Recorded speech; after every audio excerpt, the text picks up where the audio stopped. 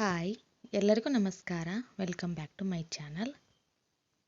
ಕೇವಲ 2 ನಿಮಿಷದಲ್ಲಿ ಪಿಕೋನ ಹಾಕಿಬಿಡ್ಬೋದು. ತುಂಬ ಈಸಿಯಾಗಿ. ಈ ಸೀರೆನ ರೀಸೆಂಟಾಗಿ ತೊಗೊಂಡಿದ್ದು. ಈ ಸೀರೆಗೆ ಪಿಕೋ ಮತ್ತು ಫಾಲ್ಸ್ ಮಾಡಬೇಕಾಗಿತ್ತು.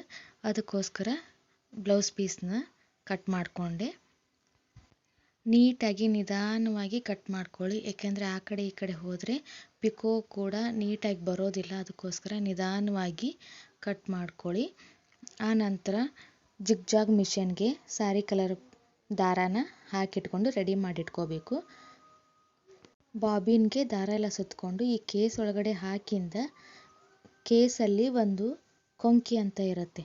ಆ ಕೊಂಕಿಗೆ ನಾವು ಹಾಕಿದರೆ ನೀಟಾಗಿ ಪಿಕೋನ ಮಾಡಬಹುದು.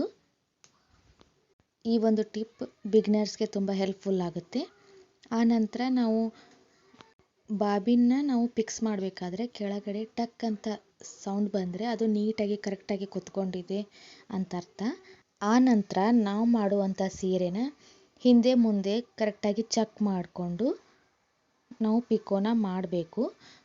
ಪಿಕೋ ಮಾಡೋಕ್ಕಿಂತ ಮುಂಚೆ ಮೊದಲು ಸ್ವಲ್ಪ ತುದಿಗೆ ಸ್ವಲ್ಪ ಕಟ್ ಮಾಡಬೇಕು. ಅಂದರೆ ನಾವು ಮಾಡುವಂಥ ಪಿಕೋ ಚೂಪಾಗಿ ಬರೋದಿಲ್ಲ. ಅದಕ್ಕೋಸ್ಕರ ನಾವು ಕಟ್ ಮಾಡಿ ನಾವು ಹೊಲಿಗೆ ಹಾಕ್ತಾ ಹೋದರೆ ನೀಟಾಗಿ ಬರುತ್ತೆ.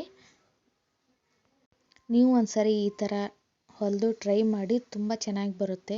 ಯಾವುದೇ ಚೂಪಾಗಿ ಬರೋದಿಲ್ಲ. ನಾವು ನೀಟಾಗಿ ತುಂಬ ಪ್ರಾಕ್ಟೀಸ್ ಮಾಡಿ ಹಾಕ್ತಾ ಹೋದಂಗೆ ಅದು ನೀಟಾಗಿ ಬರುತ್ತೆ. ನಾವು ಸ್ವಲ್ಪ ಪ್ರಾಕ್ಟೀಸ್ ಜಾಸ್ತಿನೇ ಮಾಡಬೇಕು ಇದಕ್ಕೆ ಪಿಕೋಗೆ.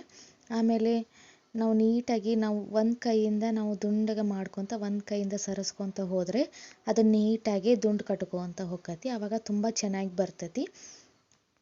ಪಿಕೋ ಮಾಡಬೇಕಾದ್ರೆ ಯಾವುದೇ ಕಾರಣಕ್ಕೂ ಅವಸರ ಮಾಡೋಕ್ಕೆ ಹೋಗಬೇಡಿ.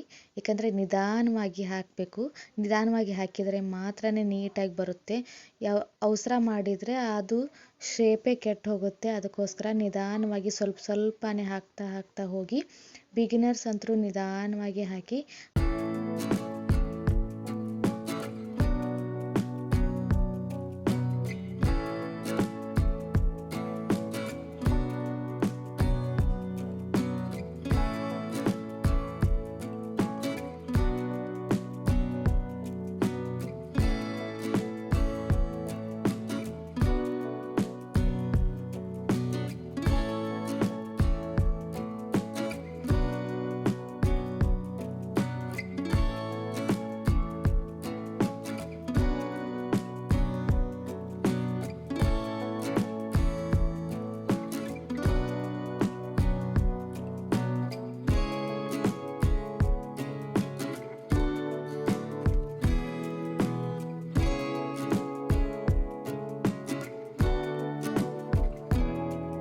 ಇದೇ ಥರ ನೀಟಾಗಿ ಪಿಕೋ ಮಾಡಬೇಕು.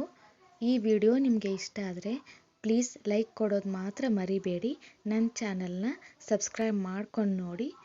ಪ್ಲೀಸ್ ನನಗೆ ಸಪೋರ್ಟ್ ಮಾಡಿ. ಸ್ಟಿಚಿಂಗ್ ರಿಲೇಟ್ಸ್ ಯಾವುದಾದ್ರೂ ವಿಡಿಯೋ ಬೇಕಿದ್ದರೆ ಕಮೆಂಟ್ ಮಾಡಿ ತಿಳಿಸಿ. ನಾನು ನಿಮಗೆ ತಿಳಿಸೋದಕ್ಕೆ ಪ್ರಯತ್ನ ಪಡ್ತೀನಿ. ನಾನು ಎಷ್ಟು ತಿಳ್ಕೊಂಡಿದ್ದೀನೋ ಅದನ್ನು ನಿಮಗೆ ಹೇಳ್ತೀನಿ. ಹೀಗೆ ನನಗೆ ಸಪೋರ್ಟ್ ಮಾಡ್ತಾ ಇರಿ. Thank you so much.